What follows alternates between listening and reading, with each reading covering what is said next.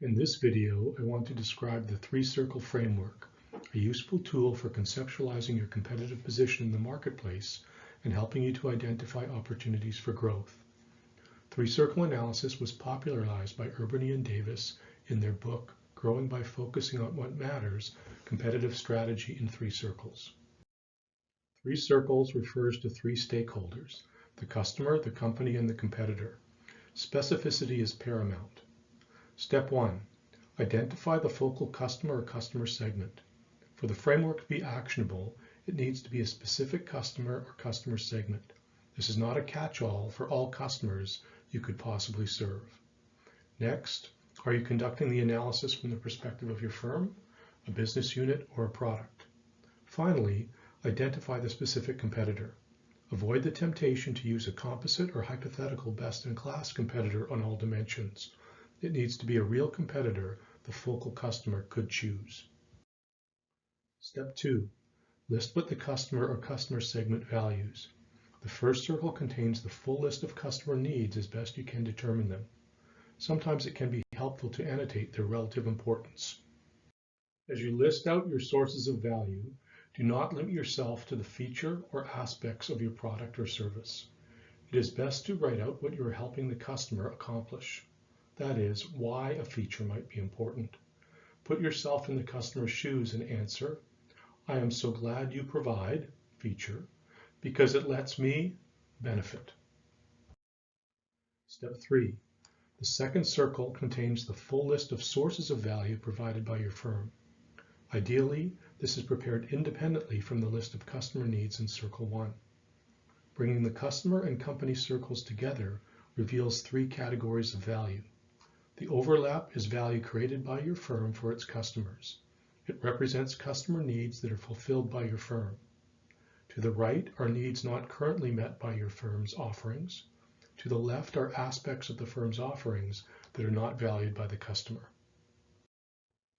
Step 4. The third circle represents value created by the focal competitor.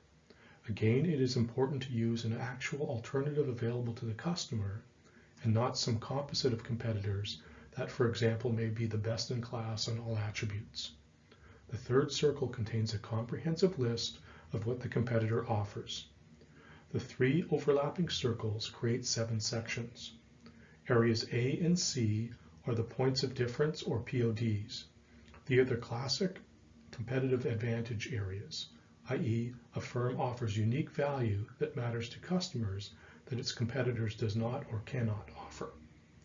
You will seek to build and defend Area A, i.e. what is valued by the customer that is only available from you, and attenuate Area C. Area B contains the points of parity or table stakes. These are must-haves that do not differentiate you from the focal competitor. Areas D, E, and F are offerings that the customer does not value or does not know about or understand. We'll call these unwanted or unrecognized value. A challenge when trying to complete these sections without engaging the customer as part of the process is that you often struggle to find anything that goes here. Put differently, there is typically a bias towards thinking that everything you do is appreciated by the customer, or else why would you be doing it? It is important to distinguish between two types of offerings captured here. The first we will call unwanted. These are classic overinvestments. You are providing things that the customer does not and will not value. Is there something here you can stop doing? These can be difficult to uncover without engaging the customer. If you approach it strictly from an internal-only perspective, it can be hard to say to yourself that you're doing things that are not creating value for the customer, or why else would you be doing them? The second are offerings you provide that the customer in theory should value, but does not because it is not salient or it is difficult to see the value. Can these be moved to a point of difference through some communication or education? Ask yourself, of all the sources of value you create, are you sure that they are salient to the focal customer and that the focal customer knows how to value them? Asking how the customer would feel if these items of unrecognized value went away, how would the customer feel or react? As an example of unwanted or unrecognized value, consider Apple Watch's time travel feature. It let users turn back or forward time to display certain information from a different date and time. Through integration with various apps, simply by rotating the digital crown, you could display the next morning's weather or your calendar without having to open a separate app. While developers seemed to like it, it never caught on with users and was eventually discontinued.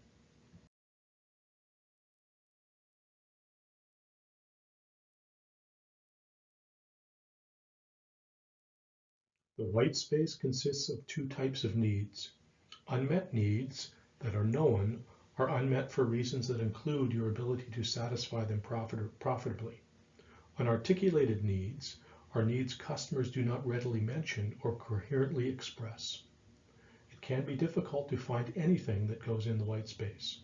Put differently, there is typically a bias towards thinking that you have a complete understanding of all the customer's needs and are taking actions to satisfy those needs. Consider the case of Attack, a laundry detergent introduced by the Kao Group in Japan in the 1980s. At the time, the customer needs for laundry detergent were well established. Cleaning efficacy, safe and gentle, good for the environment, ready to wear after drying, easy to use, and smells fresh and clean. These are the primary needs. To design new detergents, most manufacturers focused on some combination of these attributes. Also, some detergents were sold in large, high-value boxes to enhance perceived value. It turned out that there were several important secondary needs. Japanese consumers did not have the space to store laundry detergent in their apartments, and as a result went to the store often. Consumers commonly went by bicycle or by foot or by crowded subway. Kao recognized an unmet customer need and the corresponding attribute level, the need for a small package with the same cleaning power. Kao launched Attack, a highly concentrated detergent in an easy-to-use, easy-to-store package. Laundry customers were willing to pay a substantial price premium for this product, and within a year, despite the higher price, Attack commanded almost 50% of the Japanese laundry market. Other firms, including US-based firms, were slow to identify this customer need and did not immediately include the low package size attribute level in their marketing studies, which gave Kao a competitive advantage. Other examples of major innovations based on newly identified attributes and underlying customer needs include touchscreen features in the smartphone category and Procter & Gamble's Swiffer mop. Questions we often ask. How do we build and defend Area A, our points of difference? How do we eliminate or correct the unwanted or unrecognized value in Area E? Should we neutralize competitors' Area C, their PODs, and if so, how? How can we identify new growth areas in Area G? Is the focus unmet needs or unarticulated needs?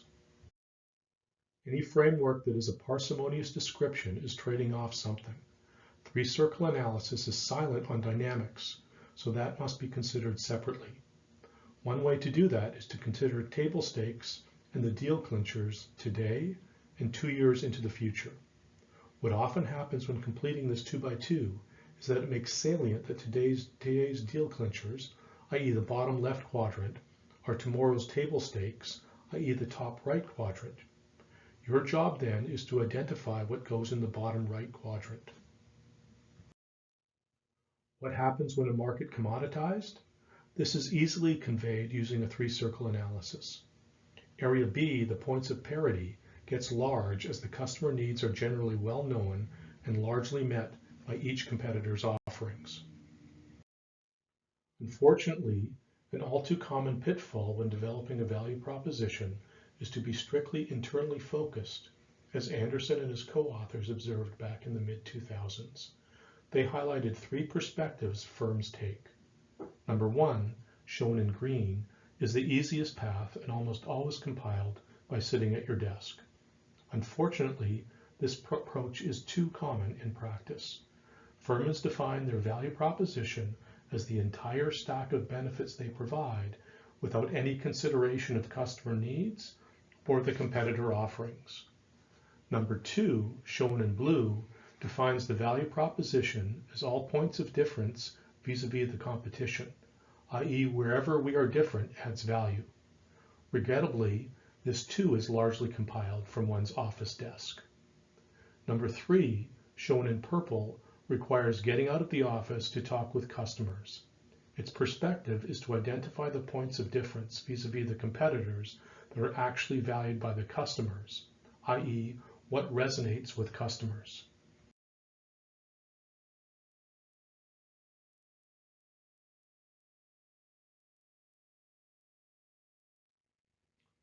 Three-circle analysis checklist. Number 1, it is for a specific customer or customer segment and against a specific competitor. Number 2, prepare each circle independently. Number 3, it can be helpful to attach a measure of its relative importance to each attribute or feature. Number 4, it is okay to include value as a customer need or source of value, which could be manifested in something like a larger packet size. But avoid including price, which is a consequence of the value you create. Many struggle with what to do with price. Is price an antecedent or consequence of customer value? It is usually best to use the three-circle analysis framework to help you understand the value or potential value you create first, then use that to help you arrive at a market-based price.